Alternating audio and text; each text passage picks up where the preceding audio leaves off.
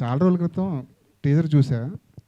మీరు టీజర్ చూపించారు. అవును. అప్పుడే అనిపించింది ఇది ప్రభాస్ ఫ్యాన్స్ పండగ చేసుకుంటారని. అవును. కానీ దానికి 100 రెట్లు ఎక్కువ కనిపించింది ఇప్పుడు స్క్రీన్ మీద థ్యాంక్ యూ. చూసినప్పుడు.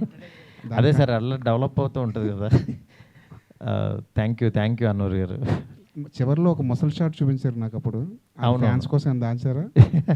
దాచడం ఏం లేదు సార్, ఇంకా చాలా ఉన్నాయి సార్. అంటే ఇంకా ఇప్పుడు మీకు ఇంకా బెస్ట్ చూసినట్టు అనిపించింది కదా. అవునవును. అంతే క్లైమాక్స్ కూడా ది బెస్ట్ ఉంటుందని చెప్తున్నారు. ప్రభాస్ అవును కూడా సార్. చాలా ఎక్సైట్ అయ్యారంట క్లైమాక్స్ గురించి. అవును సార్. ఆ క్లైమాక్స్ ఆ 40 మినిట్స్ కానీ ఎలా ఉండబోతుంది? అవన్నీ మనం ఒకసారి ఫ్రీగా కూర్చొని మాట్లాడుకుందాం సార్. నేషనల్ మీడియా ఉన్నారు ఇక్కడ, తెలుగు మాట్లాడుకుంటే పాపం కన్ఫ్యూజ్ అవుతుంటారు. సార్ రాజాసాబ్ పార్ట్ 2 ఉంటుందన్న. పార్ట్ 2 సినిమా అయిపోయిన తర్వాత చూద్దాం.